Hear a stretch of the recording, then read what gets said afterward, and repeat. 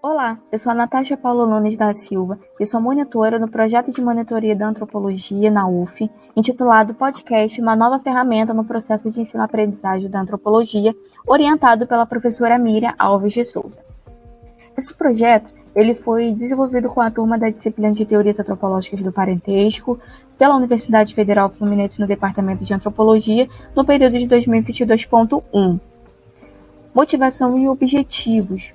Aprender o exercício da docência na antropologia é um desejo meu, particular, de exercer a profissão docente no campo da antropologia na universidade, conhecer de forma mais direta e próxima a atuação e a função da professora não só dentro de sala de aula, mas também fora, conhecer a estrutura da construção da disciplina e sua forma de avaliação, auxiliar a professora e aos alunos, colaborando na produção das atividades de discussão da bibliografia e elaborar juntamente com a turma um projeto de podcast inovador no curso de antropologia da UF. A metodologia utilizada foi de acompanhar todas as aulas juntamente com a turma, disponibilizando sínteses escritas das discussões em sala de aula, fazendo a leitura prévia de todos os textos abordados na aula, auxiliando os alunos por ferramentas de comunicação como WhatsApp, Google Classroom e também e-mail, colaborando na produção do roteiro para o podcast, assim como também oferecendo uma oficina de roteiro, disponibilizando o podcast acadêmico no campo da antropologia e também sua divulgação, apresentar e viabilizar o acesso ao modelo de roteiro de podcast piloto produzido na monitoria do GAO, disponibilizar e apresentar o artigo explicativo produzido por mim dentro do projeto de podcast. A oficina de roteiro ela foi muito importante. Aqui saem algumas imagens do que nós produzimos. Eles aprenderam a desenvolver perguntas objetivas, diretas para os seus entrevistados, a como produzir um roteiro e também a como fazer a edição, arte de divulgação. Todo esse processo ele foi trabalhado durante esse roteiro de podcast. E os recursos didáticos apresentados nessa oficina foi o Anchor, o Spotify, o Canva e também o Word. Os resultados parciais e objetivos são muitos positivos, porque a turma ela pôde fazer uma troca pelo grupo no WhatsApp com essa ferramenta. Então todo o processo produtivo de montagem, de edição, de roteirização, ele foi compartilhado com toda a turma. A realização da oficina ela foi fundamental, porque todas essas ferramentas utilizadas e abordadas durante a oficina foram fundamentalmente importantes na produção e na roteirização.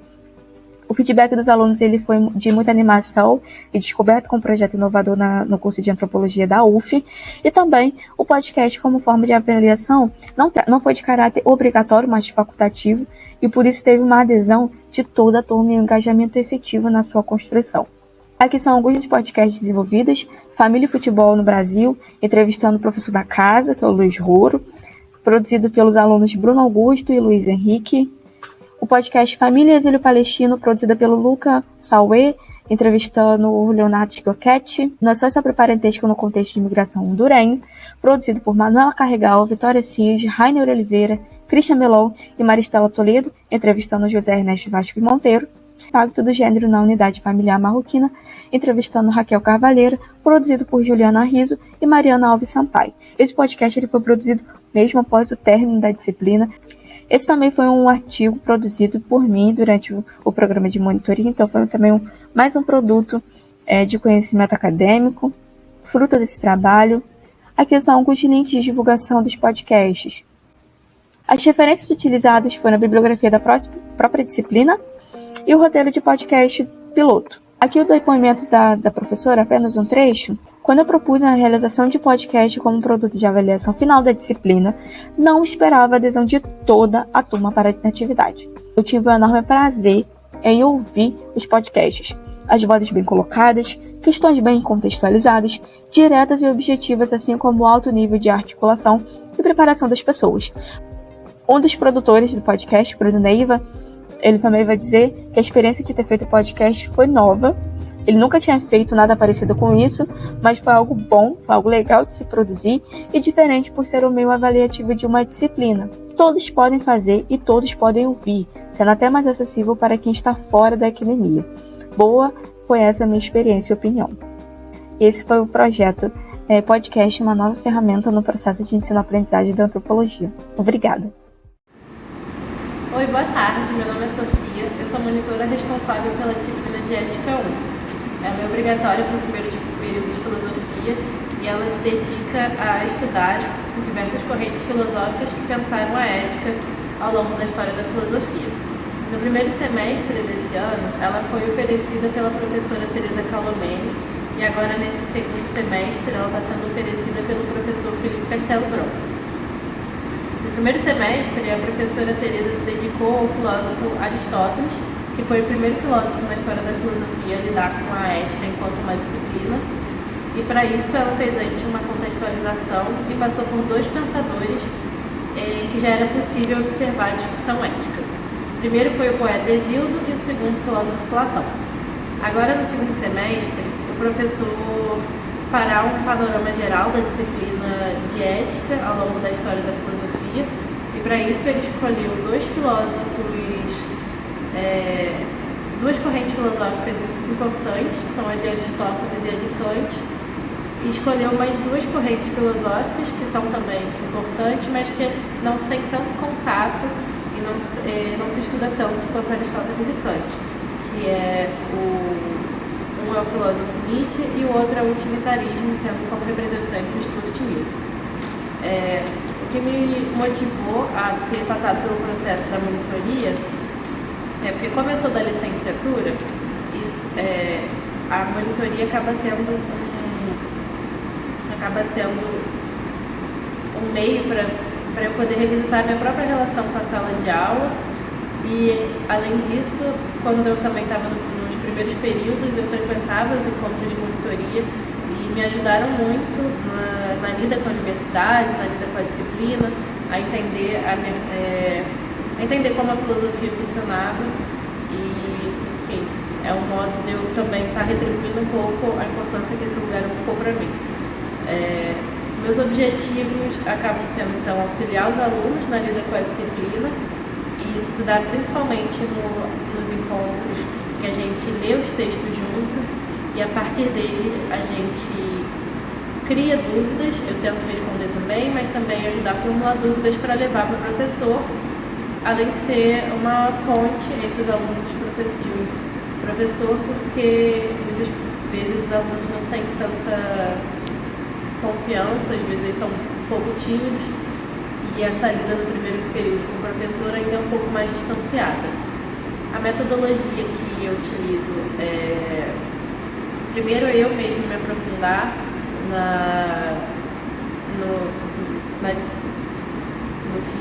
nos autores que os professores estão oferecendo, e a partir dessas leituras levar para o encontro, para que a gente possa também ler junto esses textos com os alunos e, enfim, principalmente nesse encontro, né, que o encontro também diz muito de como que vai se encaminhar.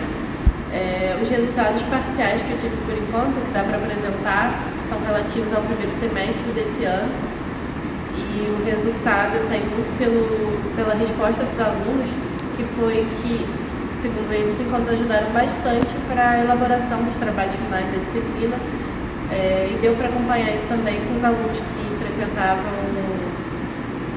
mais os encontros, desde os primeiros até os últimos, de que realmente ajudou na elaboração do conteúdo oferecido pela professora em sala de aula. As referências que eu utilizei até agora para esses encontros foram os textos que os professores passaram, por enquanto, que durante o primeiro semestre ficou em Aristóteles, na Ética Nicômaco, e agora no segundo semestre também a Ética Nicômaco de Aristóteles, e por enquanto o professor só chegou até Stuart Mill, então só teve Aristóteles e Stuart Mill com um texto dele sobre o utilitarismo. Olá, meu nome é Ana Carolina e eu vou apresentar o relato Aprendizagem baseada em problemas no ensino de ecologia, a experiência presencial orientada pelo professor Humberto Marota. No ensino remoto, foram repensadas alternativas ao modelo das avaliações presenciais. e com isso ganharam destaque as metodologias ativas, que a gente pode entender como concepção educativa que estimula processos construtivos de ação, reflexão, ação, em que o estudante tem uma postura ativa em relação ao seu aprendizado numa situação prática de experiências. E nesse grupo alguns exemplos são a aprendizagem entre pares, a baseada em projetos, a gamificação e a aprendizagem baseada em problemas, que vai ser abordada aqui. No livro Pedagogia do Oprimido, o Paulo Freire traz um pouco da ideia do que seria essa metodologia baseada em problemas, em que a gente pode dizer que é uma problematização da realidade, que é uma alternativa à educação bancária, ou seja, de uma relação em que o professor é o detentor e o transmissor do conhecimento, e o aluno um objeto que recebe a informação passivamente, e também que ele trabalha a praxis, que é a reflexão e a ação sobre a realidade, e os estudantes enquanto sujeitos ativos no processo de ensino-aprendizagem. Os objetivos com essa atividade são estimular a aprendizagem a partir de pesquisas, propostas e resoluções de problemas reais, estimular a busca e interpretação a partir de dados oficiais e de comprovação científica, e exercitar habilidades de estudantes como a criatividade e a argumentação a partir dos dados disponíveis. A metodologia contou com roteiro de orientação com instruções, exemplos de ferramentas e fontes de pesquisa frequentemente atualizado pelo professor e pelos monitores, uma aula de apresentação da proposta e das plataformas utilizadas e também um formulário de avaliação pelas turmas que realizaram atividade no período remoto, de participação opcional. A atividade pode ser dividida em 2 etapas. A primeira delas é a busca de dados.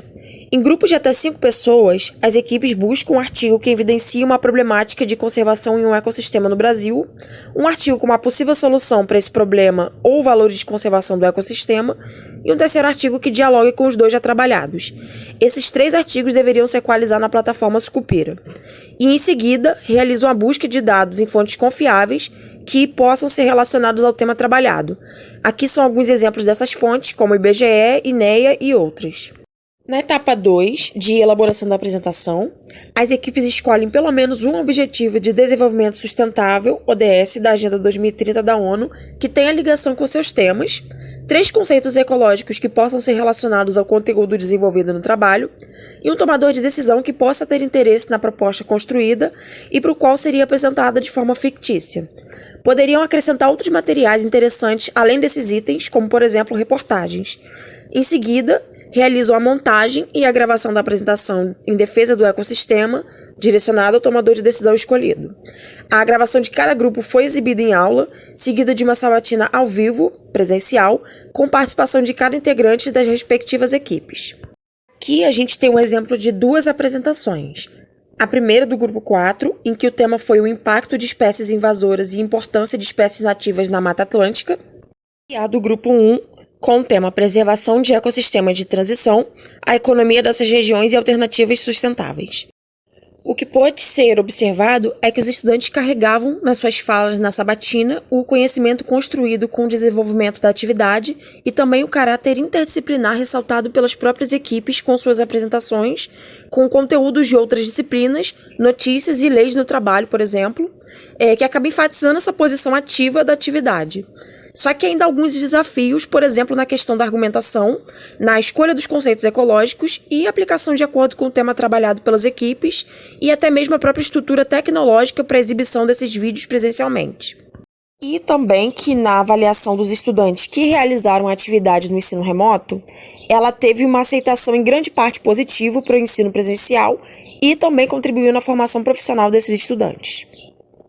Para concluir, é necessário levar em conta o retorno ao ensino presencial de uma turma que até aquele momento foi remota, que a atividade proporciona situações em que os alunos passarão enquanto estudantes e futuros profissionais, e a atividade representa uma construção coletiva e contínua que é aplicável ao ensino presencial. Essas são as minhas referências para a montagem dessa apresentação, como o livro do Paulo Freire e o artigo de Palmeira, o livro Economia da Natureza e Fundamentos em Ecologia, que fazem parte da bibliografia básica da disciplina. E deixo aqui também meus agradecimentos à UF, ao LENG e aos grupos de ecologia que autorizaram o uso dos trabalhos. Olá a todos e a todas. Meu nome é Maxwell de Carvalho Silva, sou monitor das disciplinas de cartografia básica e cartografia escolar, junto com meu amigo Henrique. O título da minha apresentação é Monitoria e os caminhos para se compreender cartografia, e a professora orientadora do projeto é a professora Daniele Pereira Sintra de Sena. Introdução. O projeto de monitoria visa o desenvolvimento de propostas para o ensino de cartografia adaptadas ao ensino remoto presencial. Isso porque, em 2022.1, a gente estava no sistema híbrido de ensino, então eu tive as monitorias tanto presenciais quanto remotas. Tudo dependia da disponibilidade dos alunos. E também trago suporte à aprendizagem e conhecimento das técnicas relacionadas à cartografia. Motivações. A minha motivação surgiu lá em 2019, quando eu fiz a disciplina de cartografia básica com a professora Daniele e vi o comprometimento e a paixão que ela tem com a disciplina e com os alunos, claro. E isso me motivou muito a ser monitor dessa disciplina, porque eu gostaria de ter um pouco da experiência dela e adquirir um conhecimento necessário para me ajudar na minha formação enquanto professor no futuro. E com certeza a monitoria me proporciona isso, duas coisas. Tanto novas experiências, como uma boa oportunidade de aprendizado de como ser um bom professor no futuro. Meus objetivos: oportunizar aos alunos conhecimentos necessários ao entendimento das técnicas cartográficas, ou seja, eu facilito a linguagem da cartografia para eles aprenderem a cartografia de forma mais prática, lúdica, divertida, porque não existe apenas uma maneira de aprender, né? Existem várias maneiras de aprender. Faço atendimento extra-classe aos alunos e facilito o processo de ensino e aprendizagem. Minha metodologia: eu faço reuniões com a professora, tanto remoto quanto presencial, e trago para ela questões dos alunos, dúvidas, as maiores dificuldades, e a gente tenta sanar essas coisas a partir de uma conversa, de uma reunião.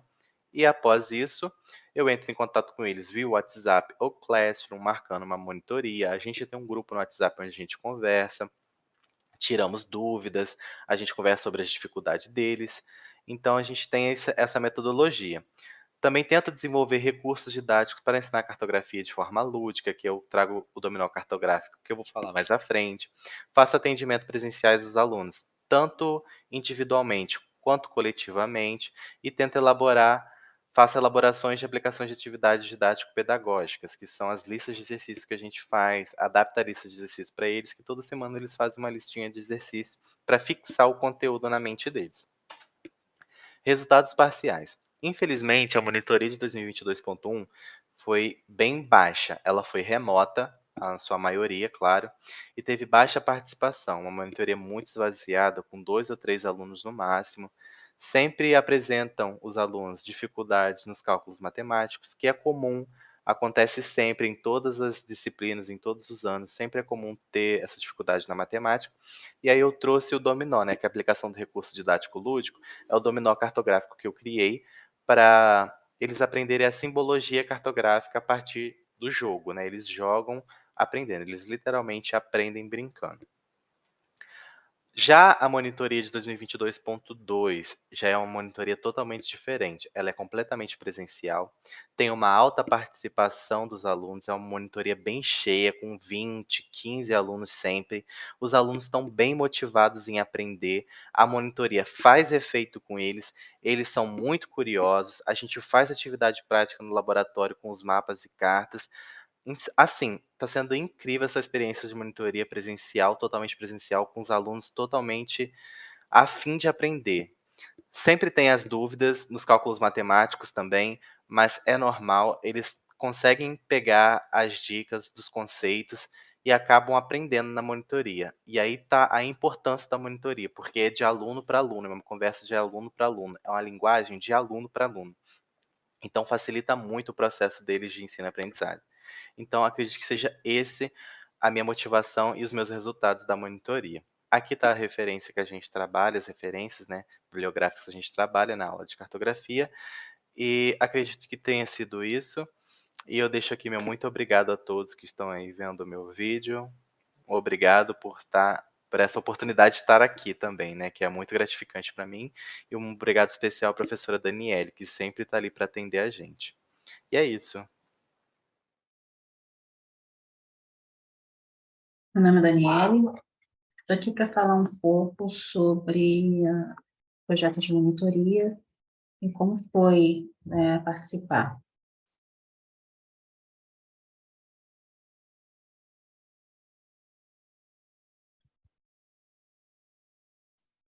Eu me inscrevi para a disciplina de Pensamento Social Brasileiro, no período de 2022.1.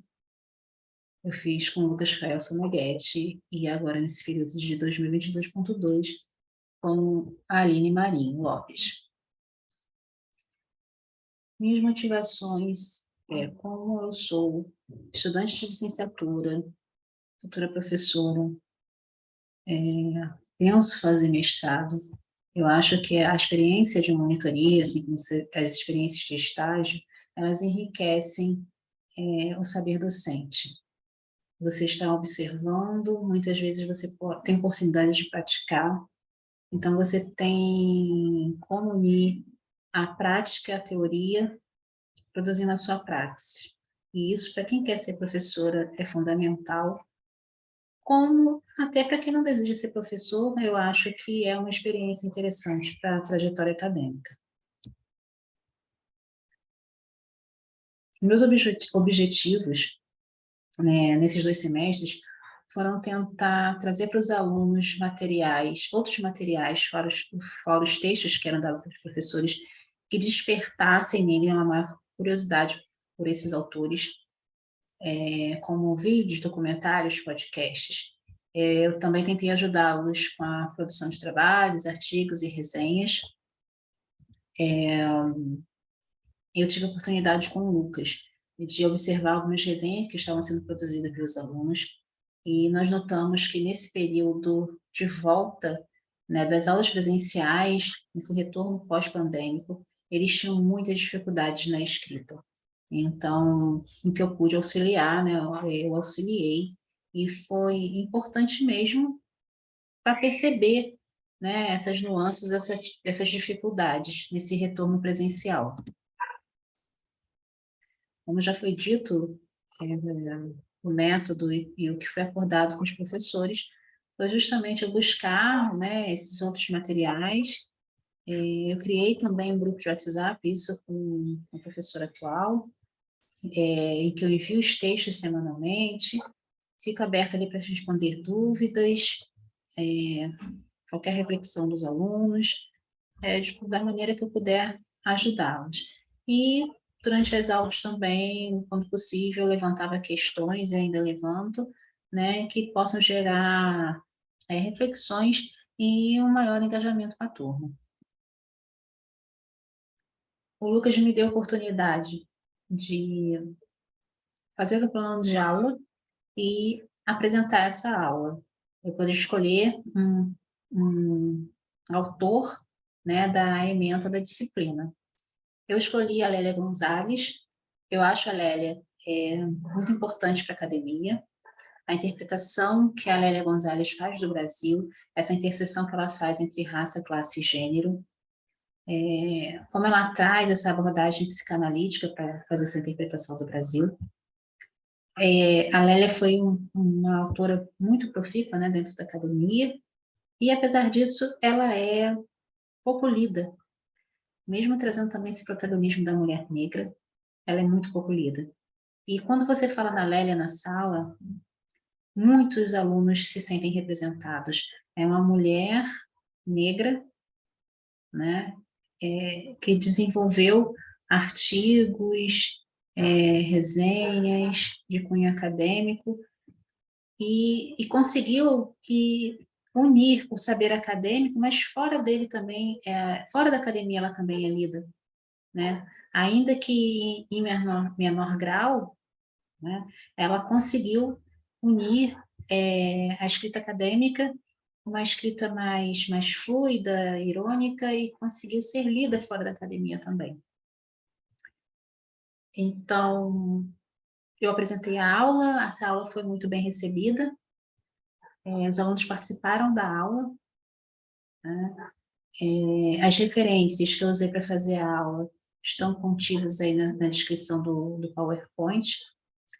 Para mim participar desse projeto de monitoria foi bastante gratificante. Obrigada a todos. Olá, eu me chamo Giovana Soares Vasconcelos, sou monitora da disciplina de Enfermagem na Saúde do Adulto e do Idoso 2 do curso de graduação em Enfermagem da Universidade Federal Fluminense no ano de 2022. Este vídeo visa a apresentação do meu projeto de monitoria, denominado Apostila de Questões Comentadas sobre o Perioperatório para Discentes de Enfermagem. As orientadoras de meu projeto foram professora doutora Márcia Valéria Rosa Lima e professora doutora Rosemary Ferreira Santana. Em meio ao contexto pandêmico, houve um visível aumento nas lacunas já existentes na educação brasileira e, com o retorno presencial, se tornou fundamental uma reorganização das atividades acadêmicas a fim de buscar alternativas para os déficits oriundos da educação à distância. Na perspectiva da formação do profissional de enfermagem, se torna evidente a necessidade de articular e mobilizar as atividades práticas com as teóricas, por meio de laboratórios de habilidade, de simulação realística ou em campo de estágio, por exemplo. Nesse âmbito, diante da necessidade do distanciamento social, ocorreram alguns impactos no desenvolvimento acadêmico dos alunos que vivenciaram essa grande crise sanitária, assim como abriram possibilidade para impactos futuros significativos em sua formação como enfermeiros. Diante do retorno presencial, a atuação do monitor se torna uma estratégia auxiliar muito relevante no enfrentamento desses déficits, para que os alunos em formação tenham um amparo adicional frente à possibilidade de dúvidas e à readaptação ao ensino presencial, sendo o projeto de monitoria uma ferramenta coadjuvante para a promoção desse entendimento.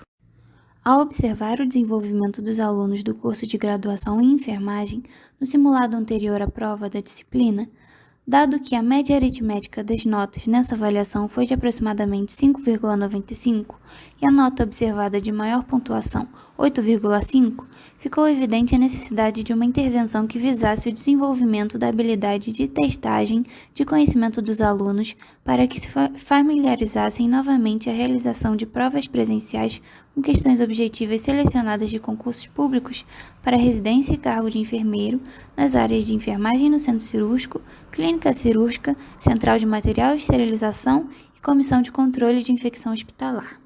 O projeto objetiva, por meio da reflexão e pensamento crítico, o favorecimento da aprendizagem do aluno frente à resolução e entendimento das questões como mecanismo de revisão e estudo para avaliação final. A obtenção das questões se iniciou através de buscas por provas anteriores da banca especificada no cabeçalho de cada questão. Após a análise das provas, foram selecionadas as questões por critério de semelhança com o conteúdo lecionado na disciplina. O desenvolvimento do gabarito se deu em meio aos temas abordados em aula, ensino teórico-prático e os materiais disponibilizados aos alunos pela plataforma online Google Classroom. Para exemplificar, trouxe o exemplo da questão 8 da FGV sobre central de material e esterilização. As questões são dispostas no formato de um simulado. O gabarito se encontra ao final da apostila, seccionado pela numeração correspondente. A apostila visa também trazer o gabarito e o esclarecimento das possíveis dúvidas que surgem ao responder as perguntas, por vezes oferecendo um resumo simplificado do conteúdo ao final da explicação. A fim de avaliar a relevância da apostila para o estudo do aluno em cada área da abordagem, foi perguntado em uma escala de 1 a 5 como ele classificaria a contribuição do projeto para seus estudos sobre os assuntos. Foram obtidos em todos os resultados 5. Quanto à avaliação geral do material, foi obtida a classificação muito boa em 88,9% dos votos. E, quando perguntadas sugestões, elogios ou críticas, foram obtidos alguns comentários positivos. Esse feedback demonstra a importância de estratégias de aprendizado para os alunos da graduação e a contribuição da apostila de questões comentadas para os discentes de enfermagem, cursando o 6º período na disciplina de Enfermagem na Saúde do Adulto e do Idoso 2, na Universidade Federal Fluminense, em 2022.2.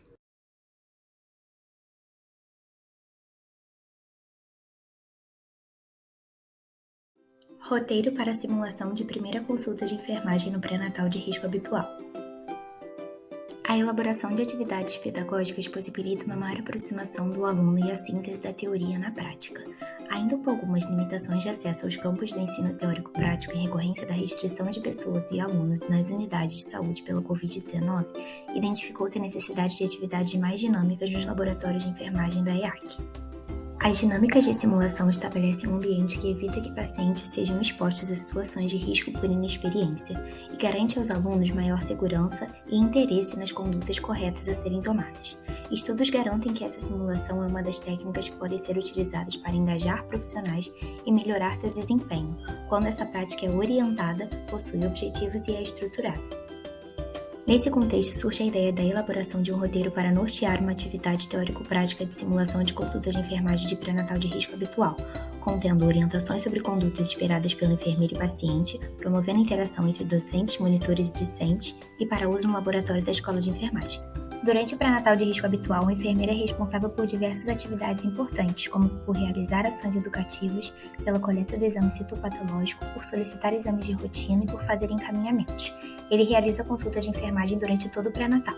Além disso, sabe-se que a identificação precoce de situações de risco através de uma assistência qualificada gestante é um fator determinante e influente na diminuição das principais causas de mortalidade materna e neonatal, o que reforça a importância da formação de um profissional competente na área. Diante disso, o presente trabalho tem como objetivo relatar a vivência da monitora na aplicação do roteiro criado, que surgiu com o intuito de facilitar e nortear as atividades teórico-práticas da disciplina Enfermagem e Saúde da Mulher 3 em prol dos alunos acerca da temática. Trata-se de um relato de experiência sobre a construção e aplicação do roteiro de simulação de consulta de enfermagem pré-natal de risco habitual. Ele foi construído através da plataforma do Google Documentos e a disciplina tem como objetivo introduzi-lo em todos os semestres subsequentes. O roteiro conta com a visão do enfermeiro e da gestante, estabelece as condutas esperadas do profissional de enfermagem e a história pessoal pregressa fictícia da gestante para conduzir a consulta e descreve e usa os materiais encontrados na consulta real para atribuir maior realidade à simulação, como fita métrica inelástica, sonar cardiofetal, mama artificial, boneco com barriga gravítica, entre outros. O roteiro foi executado no laboratório de enfermagem da IAC na presença dos professores da disciplina, conta com todas as etapas da consulta de enfermagem no pré-natal, ocorreu no período de julho a agosto de 2022 e teve a turma subdividida em grupos de no máximo 20 alunos. Aqui estão algumas imagens do roteiro e para conferi-lo na íntegra você pode apontar a câmera do seu celular para esse QR Code.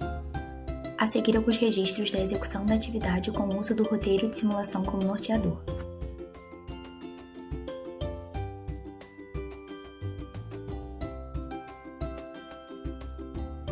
Para a avaliação da atividade, foi criado um instrumento sem pontuação construído através do Google Forms, com perguntas contidas relativas à facilidade de compreensão da atividade, sua efetividade e o impacto do seu resultado na aquisição de novos conhecimentos. O material foi disponibilizado via grupo da turma no WhatsApp e pela plataforma do Google Classroom. Através do formulário do Google Forms, obteve-se feedback de 10 dos 47 alunos. As perguntas foram acerca da simulação feita guiada pelo roteiro construído. Obteve-se um resultado de 100% dos alunos participantes afirmando a relevância para a expansão do aprendizado acerca da temática. Além disso, a mesma porcentagem afirmou que a proposta foi de fácil compreensão para todos os participantes envolvidos. Também mencionaram os aprendizados obtidos na simulação da consulta, como listado a seguir. Aprendi muitas coisas, mas o que marcou foi a escuta atenta no nosso papel de educador em saúde. Aprendi que a consulta de enfermagem no pré-natal é importante não só para a classificação de risco, como também para preparar a gestante e o acompanhante para todas as fases da gestação. Dando sequência aos feedbacks, uma das alunas menciona sobre o aprendizado acerca da manobra de Leopold. Em espaço para inserção de sugestões ou elogios, demonstraram satisfação com a execução da atividade, mencionando que aprenderam como seria a prática de uma forma bem explícita e didática. Dando sequência, mencionam: a atividade foi ótima, a simulação foi bem realista e com uma boa percepção de como é na prática a consulta de pré-natal.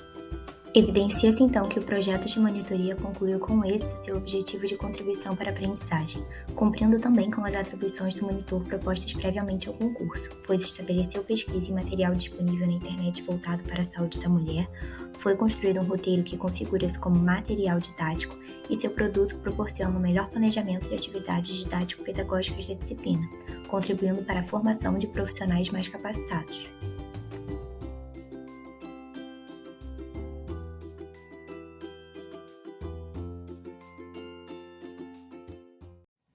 Olá, meu nome é Jéssica, eu sou monitora da matéria de Educação Alimentar e Nutricional do curso de Nutrição e hoje eu estou aqui para poder apresentar um pouquinho do trabalho que eu desenvolvi na sala de aula, cujo tema é Direito ao Favor, a atuação do profissional de saúde na luta pelos direitos à alimentação saudável e adequada da população.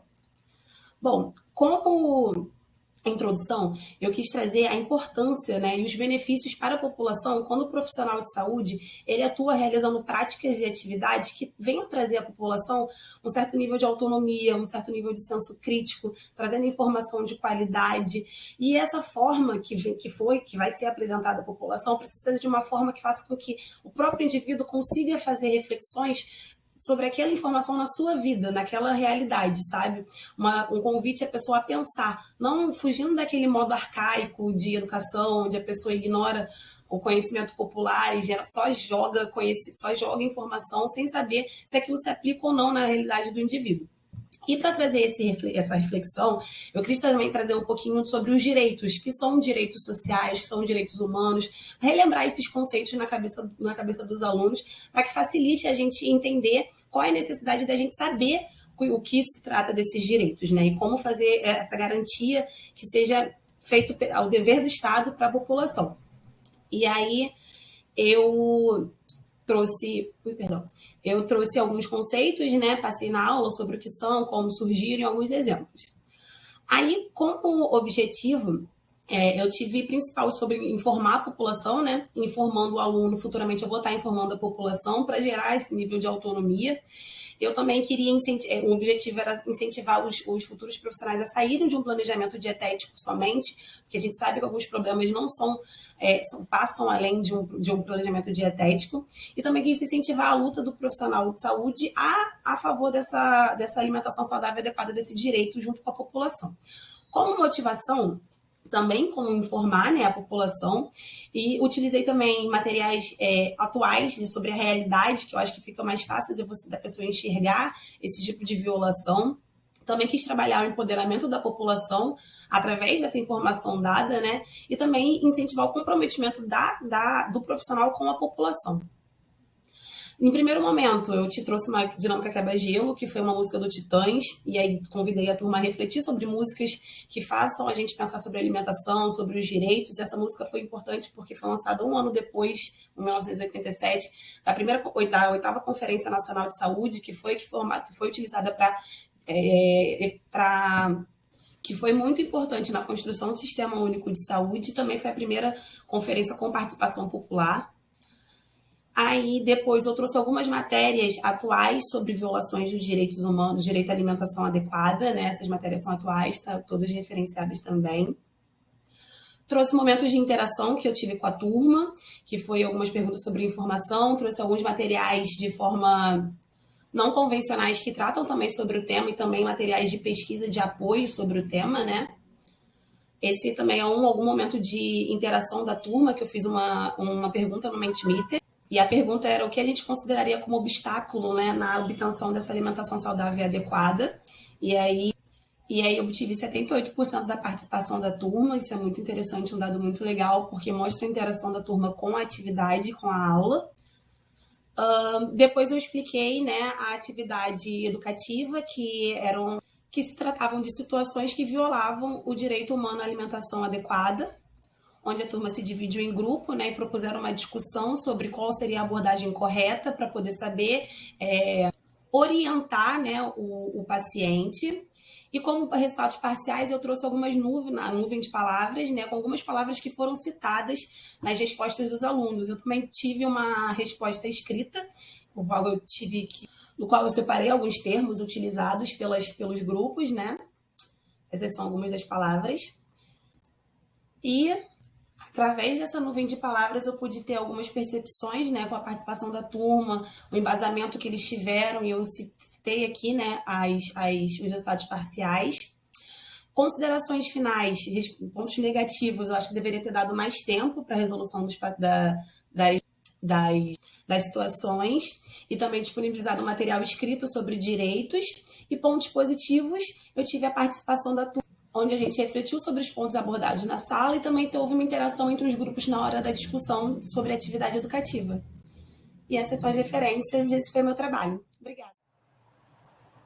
Meu nome é Carlos Eduardo Vitorino da Veiga. Eu sou aluno do 6º período do curso de Matemática Bacharelado no INFES, e eu vou estar falando um pouco do projeto de monitoria que eu faço parte. O nome do projeto é o Estudo de Geometria Analítica através de recursos digitais.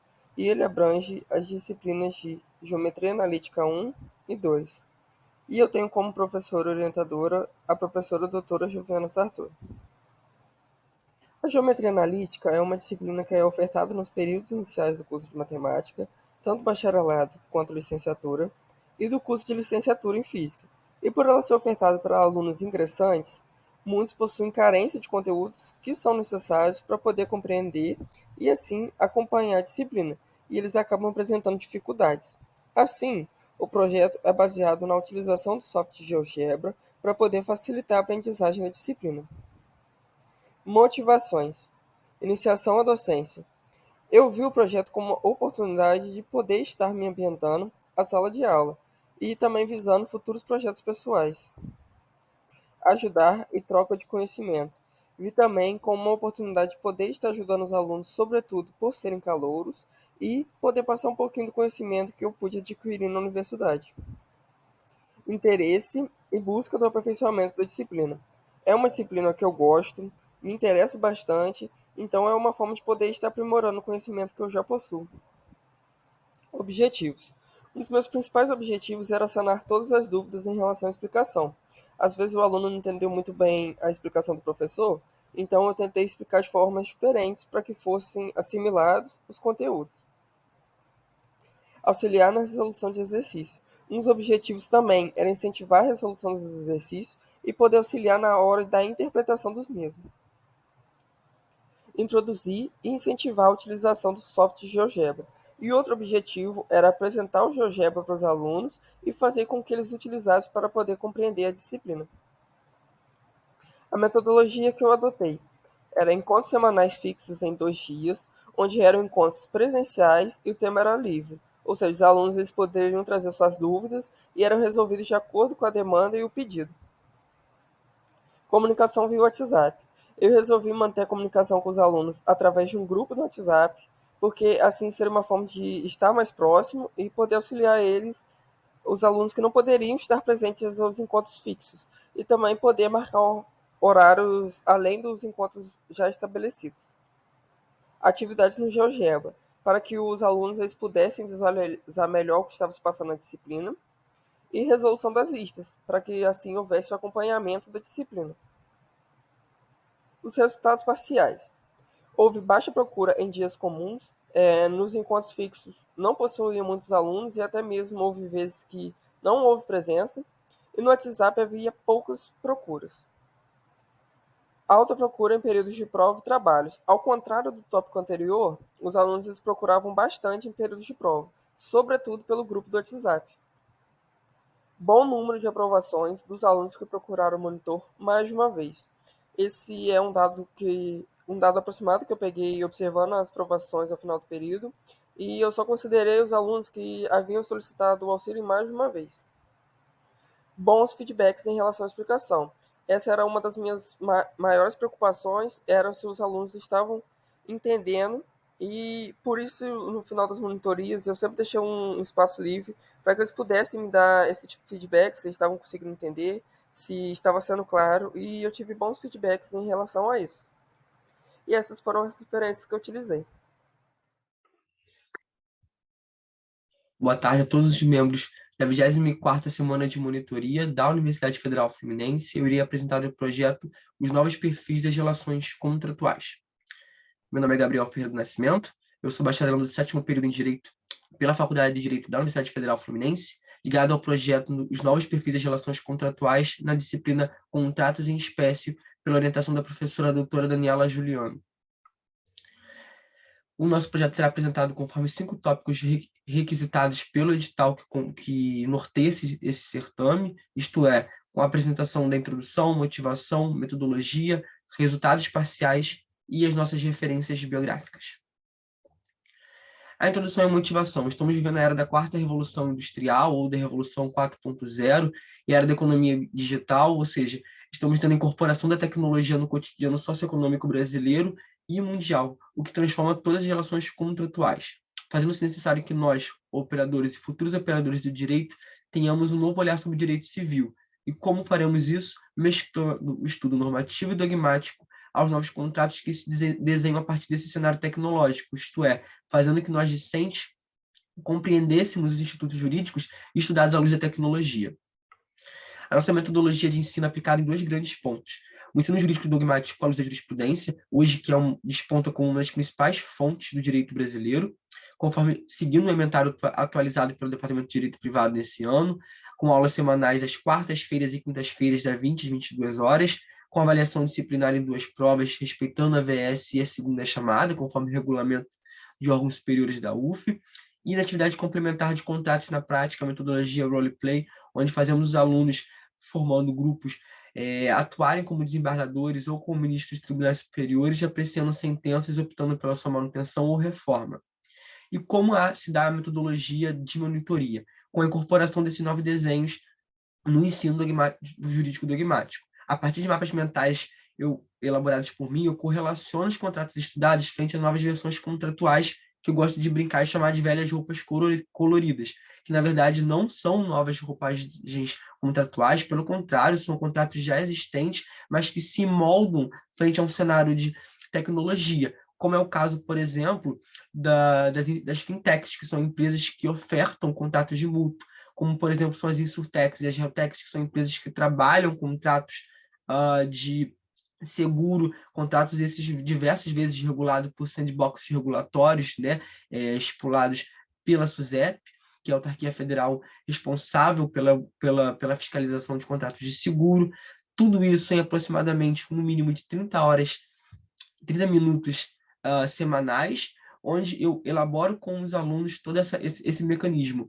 E vale ressaltar que não é uma aula de monitoria, não é uma aula de atualidades, não é uma aula de pontualidade, é uma aula voltada para a construção de uma conversa que temos com os alunos para ligar o direito brasileiro, o direito civil brasileiro, às novas tecnologias que estão presentes no nosso cotidiano. Não é um debate vanguardista, não é um debate futurista. Temos também como metodologia a monitoria, como um caminho da docência. Eu auxilio a professora na elaboração e na correção de partes das questões obrigatórias, como P1, P2 e VS. Eu auxilio nas partes administrativas na elaboração do plano de aula, contato direto com os alunos nas demandas e nas dúvidas, aplicação das aulas extras, caso seja necessário, fechamento de notas e médias, condução de atividades complementar com sua elaboração, acompanhamento e correção feita de forma autônoma por mim, monitor. Temos também os resultados parciais, que é a forte interação da turma com o novo olhar de direito contratual. Como eu disse, não é uma aula de atualidades, é um debate profundo, onde os alunos também cada vez mais internalizam novos debates, cada vez mais buscam trazer suas situações vividas no cotidiano pelos aplicativos, pelos softwares, pelos hardwares que eles têm em suas casas, têm nos seus locais de trabalho, e principalmente também a construção de um debate material processual para os alunos que cada vez mais, a partir do 5º período, conversam com a questão processual. E, por fim, temos como resultado final a formação de profissionais aptos a analisar o impacto das novas tecnologias à ótica do ordenamento jurídico prático. Vimos isso acontecer na turma 2022.1 e vemos acontecer agora nessa turma, cada vez mais eles caminhando para autonomamente aprenderem a ler essas novas relações contratuais desenhadas pela tecnologia com base em nosso ordenamento jurídico. E, por fim, temos a apresentação dessas referências biográficas. Agradeço a atenção de todos e até.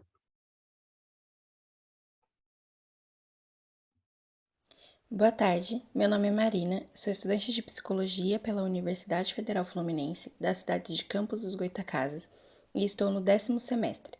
Nesse semestre, iniciei a minha participação no projeto de monitoria da disciplina de Filosofia e Serviço Social, ministrada pelo professor Dr. Cláudio Medeiros. Nesse vídeo, pretendo apresentar a ementa da disciplina para que seja possível compreender o trabalho que venho realizando. A princípio, buscamos entender o que é o conceito para a filosofia e como ele é construído.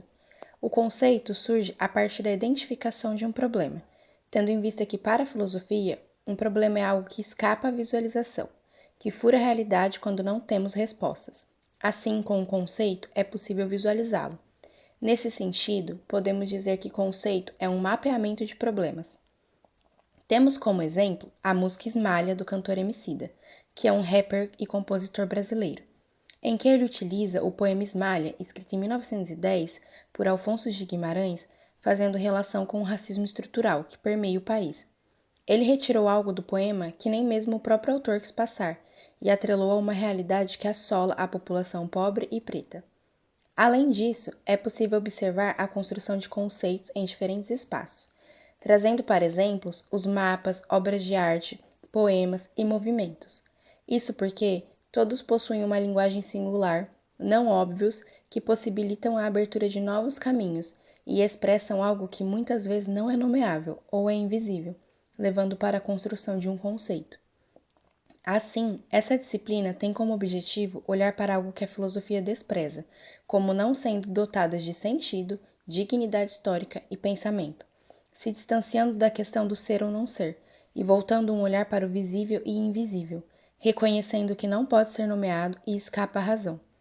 Isso porque buscamos retirar essas questões do lugar de fetichismo, para entendê-las como forma de conhecimento, potencialidade e ancestralidade.